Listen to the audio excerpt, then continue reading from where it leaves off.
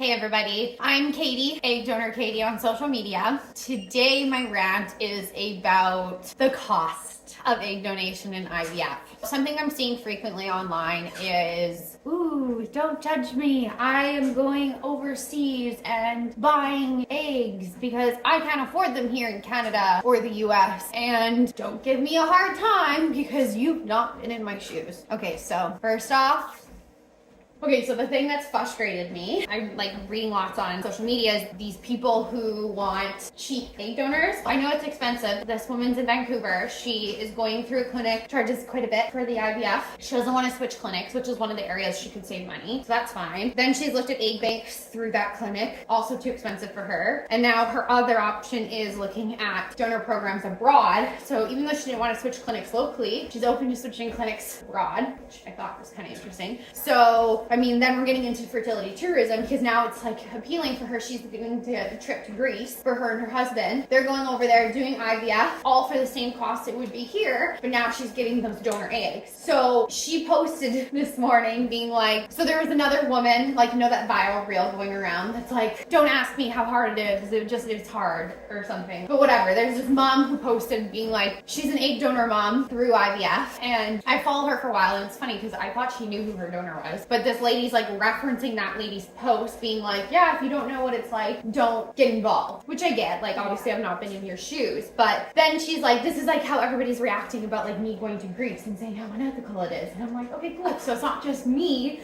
telling you, because you've put so much work into getting to this point of being a mom. Yes, it's expensive, but like you're literally thinking everything through except for how your child might feel. She's aware that known is the best option. She's aware of what's out there, but she's just like, it's too expensive and I'm still gonna go do this other thing that is only anonymous because of the cost, knowing it's not in the best interest of her child, but it's in the best interest of her. And that's where I'm struggling. I'm like, okay, so you're basically compromising your future child. You're just hoping for the best that they're gonna forgive you and everything's gonna go okay, and that they're like not gonna want to know their donor because it suits you in the moment. And so she's talked to us. I tried everything. Even if we got her like a very altruistic donor who's not going to pad like the phone bills, for example, like those gray receipts that people can maybe get, but it's still just the clinic cost. If she can't even entertain a local donor because of what a local clinic costs. So it's just bizarre that people can go abroad, they can get a trip, they can do all their medical treatment somewhere else, even get donor eggs or donor sperm, and then come back home and it'd be cheaper than undergoing their own treatment here.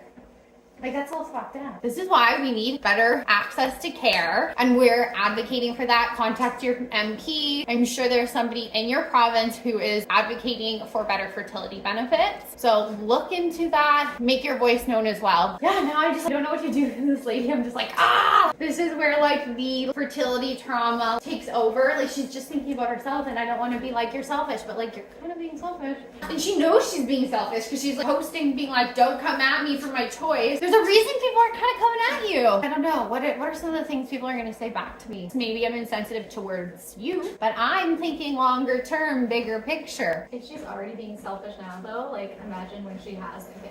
That's true. That's a good point, because being a parent is all about being selfless. You are no longer first. It's always about the child. The child should be first. And if you don't feel that way, I don't recommend becoming a parent. So yeah, I don't know. I guess controversial opinion over here, but I don't think you should be taking the cheaper option. If you want a child and you are unfortunately diagnosed with infertility and you get to the point where you need to use third-party donor gametes, whether that's sperm or egg, you need to think about that child that you're conceiving and what is in their best interest. And that means mentally, physically, emotionally, down the line, not only in a couple years, 5 years, 10, but 20, 30 years. What does this mean for them as an adult? You're making a lifelong decisions with ramifications that go far beyond what you can even imagine right now for your child. Being a parent is it's a big responsibility. I don't think that people should be able to get pregnant just as willy-nilly as they can right now. To be honest, I think you should have to take a course and get a license to be a parent, similar to a license to drive. I think it takes a lot more skills to be a parent than it does to drive. But that's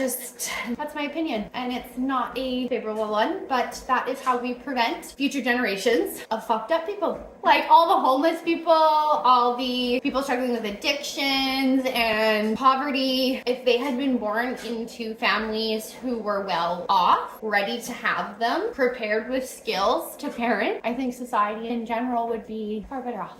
And I'm just gonna stop there because now we're turning into a whole nother discussion, but I would love to know what you guys think. Should you need a license to parent? Okay, so something that is pretty common in Canada or the United States, just North America in general, if you are undergoing fertility treatment, you might look at doing it abroad. There's places like Mexico, Barbados, Cyprus, Greece, Georgia, places all over the world that offer IVF and other fertility treatments for a fraction of the cost of what we charge here in North America. But depending on what treatment you're doing, that might not actually be the most ethical, safe decision for you and your future children. I'm going to tell you why. If you're undergoing egg donation treatment or third-party reproduction, any sort, if you're using a sperm or egg donor, even an embryo donor, you're going to want to do this in North America or in a country that allows you access to your donor. You do not want to do an anonymous donation. And that is typically what you're giving up in some of these traveling abroad programs.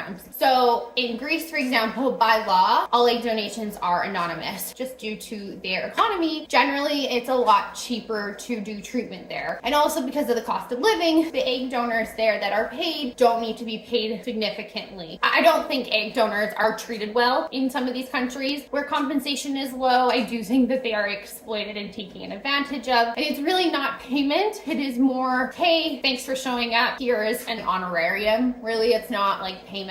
It's not a lot of money. Like in Greece, for example, we're talking 500 to 1,000 euros, which is like 1,000 euros is 1,400 Canadian, which is going to be about 1,100 American dollars. That is absolutely nothing if someone's getting paid for an egg donation. I mean, I don't know if you guys know what an egg donation cycle entails, but there's several appointments. You're going to be going to the clinic a handful of times before the procedure. Before you even start medication, you've probably gone to the clinic 2-3 times to meet the doctor. You have to do ultrasound, blood work, genetic testing, just to make sure you're a candidate for egg donation. Then once you're approved and matched, you're going to go back to the clinic. You're there for about 2 weeks. Every couple days you go back until you have your retrieval. So let's say you have on average about 8 appointments over a 2-week period and then a retrieval procedure. And then you need to recover. Okay. So like, I don't need to continue. It's pretty obvious how much work is involved for an egg donor. I mean, $1,000 isn't going to cut it. Even $1,500, that's barely going to pay somebody's time off work. So that's how we operate in Canada. We have a reimbursement system. You're reimbursed for your lost wages and your time associated with the process, being off work, dog care, child care, phone bills, medication that is prescribed to you as needed, like Tylenol, blood thinners, maybe pads for recovering. There's a whole potential list of items that you might need to be an egg donor. And this is where, if you're donating in Greece or another country where it's paid, but they limit that amount, like the UK, for example, it's £1,500. For reimbursement, you can get as an egg donor, but then, or sorry, they don't even call it reimbursement in the UK, but I view that as reimbursement because in the UK, you're being paid to a max of £1,500. Sure, okay. Well, again, depending on someone's profession, and like I just said, how much time is involved in the process, you're not getting paid. That's just in lieu of what you've missed at work, or maybe the Tylenol you needed to pick up, those extra maxi pads, or I don't know, vitamins to stay well. Maybe you're taking some extra other vitamins to help with your egg quality and that supply. There's so many different things that egg donors just generally are going to need, and you're taking a hit if those aren't going to be reimbursed. So like these countries, the UK, Greece, you're not being reimbursed, you just get this lump sum payment at the end, which really and truly is covering your time and expenses to get you to that point. So I don't think it's payment at all. And then we have people from countries in North America, where I'm from, like Canada, who can't afford to pay us Canadians because of our cost of living here, then go and take advantage of women in other countries, essentially, and have them do it instead. So it's kind of a really cringe, unethical system we have going. There's no regulations. This is all it's just unregulated. The world has no overseeing laws or regulation for this. Each country regulates themselves independently, and cross borders, no rules. No rules. You have to be really careful and look into all of this yourself and know exactly what you're getting into. Anyways, rant over. But if you are somebody who's looking at doing egg donation abroad in one of these countries where you think it's a little bit cheaper, just think about that. And I really encourage you to look into what that country is like, cost of living, what is the lifestyle like for women, and how are women recruited to that clinic? Are they paid? Are they reimbursed? And if possible, I would talk to somebody from that program. A lot of the times it's anonymous and they try to keep that door closed and a disconnect. But I don't like that either, because this is a very human process. Like, we are working with humans to create humans. If at all possible, talk to somebody who's been in the program, see from them firsthand what that experience was like. I think at the end of the day, the most important thing is just knowing that whoever is your egg or sperm donor, that they're being cared for and that they don't feel taken advantage of by the clinic. If you're not able to talk to them yourself, you're really putting all your trust into this clinic or third party to ensure A, are they a good quality candidate? And then B, are they taken care of appropriately? Thank you, and follow me on social media, Egg Donor Katie.